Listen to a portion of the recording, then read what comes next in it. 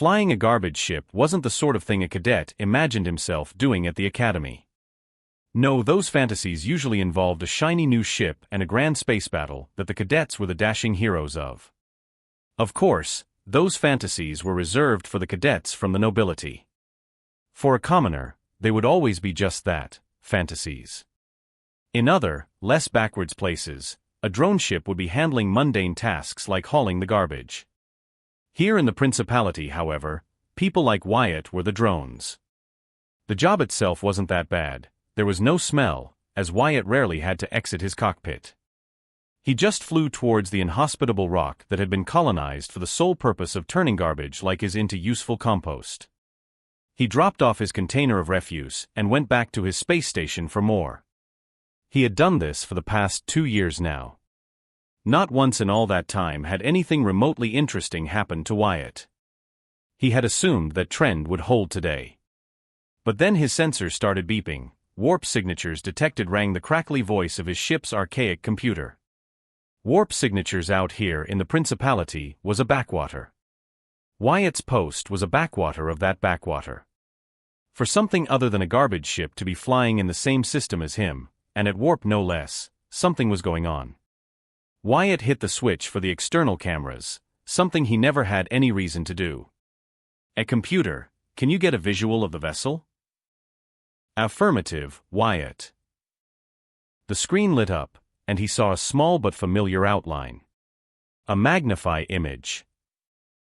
The outline grew, and Wyatt immediately knew why he recognized it. That's the royal yacht. He was barely able to finish the sentence before his heart sank into his feet as he saw an explosion go off just a handful of kilometers away from the royal yacht. The yacht had its point defense systems online, which meant that it was under attack. Someone was attacking the royal family. A computer, get me a visual on the other vessel. Unable to comply. No other heat signatures detected. What? Computer, track the trajectory of the missiles back to their source. The old computer was painfully slow in performing the task, but eventually, it finished. Calculations complete. Display visual and magnify.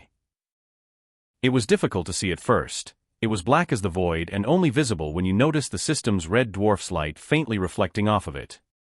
The ship was quite some distance away, and his ship's external camera was ancient, so he could barely make out an outline of what appeared to be a corvette-sized warship. Its silhouette was vaguely in the shape of an arrowhead with 2 almost invisible lights coming out its back end, presumably its engines. If it was keeping up with the royal yacht, arguably the fastest ship in the Principality, then it was more advanced than anything in the royal fleet. He couldn't guess as to why the ship was attacking the royal yacht. A computer, track that ship. He understood. Wyatt tried to calm the space station, but the black ship was jamming transmissions. He wasn't in much of a position to help. His ship was essentially just a cockpit with oversized engines. Its sole purpose was to maglock itself to the back of cargo containers and carry them to a destination. Its only armament was a small defense cannon for destroying asteroids, and it had no armor or other defenses to speak of besides the standard navigational EM field. Of course he had to try. This was the royal yacht after all. He punched an intercept course into the computer, and the old engines roared with new life. It was a bumpy ride at max speed, but the rickety old ship held together.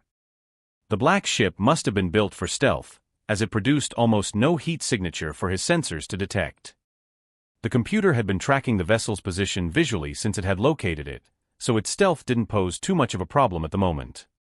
He charged up the point defense cannon and nearly fell out of his chair with fright when the warning siren sounded and the cannon opened fire and destroyed a missile at a distressingly close distance. Evidently, their sensors detected him.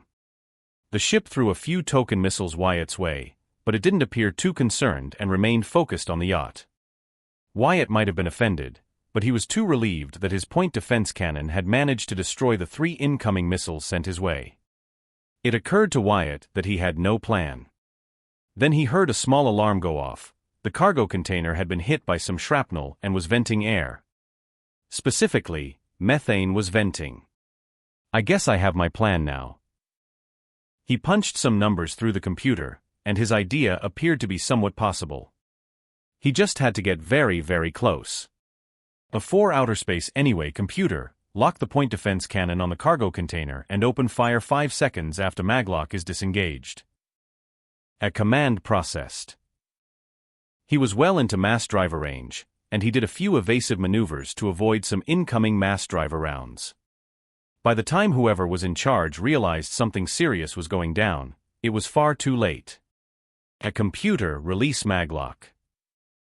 His stomach almost flew out of his throat as he slammed the ship in full reverse. Et 1, 2, 3, 4, 5. The cannon opened fire and hit the cargo container a split second after the container had collided with the black ship.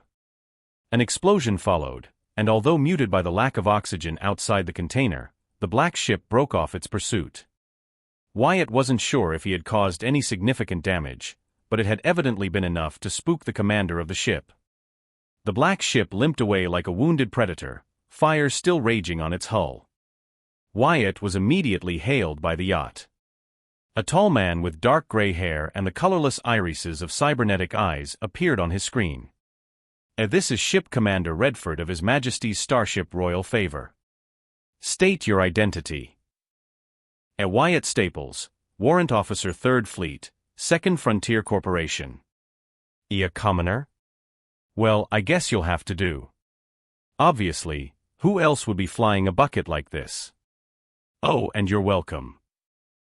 Warrant Officer was the highest rank a commoner could achieve in the Royal Fleet, and even then, that was reserved exclusively for pilots. Whether or not a pilot was a warrant officer was a good way to tell if they were a commoner. At your service, Commander. How'd you get the ship to break off?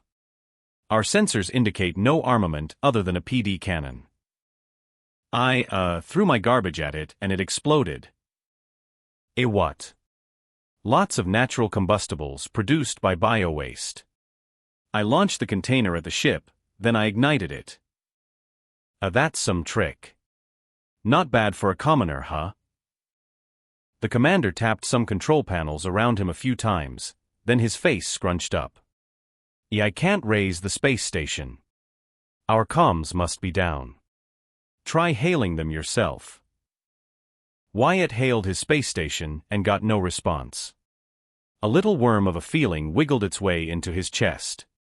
The black ship wasn't jamming him anymore, which meant that he should be able to send his message, and he knew damn well that the comms officer on the space station had absolutely nothing better he could be doing instead of answering his message. So either he was being deliberately ignored, or the station was under attack. Commander Redford chimed in, I can't raise them, huh? I worried as much. Who's your commanding officer, Wyatt? Comac. Maïseo is Lieutenant Commandé Thomas Condam. House Condam is a subordinate of House Draymore. They'd have sided against us. That kid must have pissed someone off to be way out here. They probably offered to let him out of the doghouse if he looked the other way. What do you mean, sir? Just what I said. I needed. There's been a coup, son. Duke Draymore of Cam has stormed the Council of Nobles and the Royal Palace. All he needed to make his government official was the prince's consent. Fortunately, he escaped. He's on another ship heading for Loyalist forces. We're transporting a VIP to him. I was hoping this system was remote enough that we could safely resupply at your station.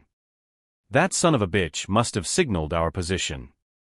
Little Weasel probably thought it would get him out of this posting. I bet. Yeah, that sounds like Commander Sin. Wyatt's mind raced as he absorbed the gravity of the situation. He was just a commoner. He never imagined being caught in the midst of a political maelstrom that could shape the future of the principality. Yet here he was, holding the comms with a high-ranking noble amidst a coup. The commander's next words snapped Wyatt back to reality. Warrant Officer Staples, we can't linger here. We're moving to rendezvous with the prince.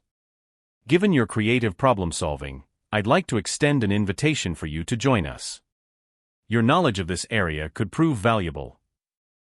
Wyatt hesitated. Joining the Loyalist forces meant abandoning his routine life, but he had just defended the royal family's ship. There was no going back to being just a garbage hauler after today. I accept, Commander. What are your orders? Plot a course to follow us. Maintain a close formation. We'll need to jump to FTL as soon as we're clear of the system's gravity well. As the coordinates from the Royal Favor beamed over, Wyatt set his ship's path. It wasn't designed for combat, but it had maneuverability that could keep pace with the royal yacht. The small fleet, now 2 ships strong, moved towards the edge of the system. Every second that passed was tense. Wyatt expected another attack, but none came. Perhaps the explosion he caused had sent a message, or maybe the attackers were licking their wounds. As they finally broke free from the system's gravitational pull, Wyatt's ship shuddered into FTL alongside the Royal Favor. He couldn't shake off the feeling that his life had changed forever.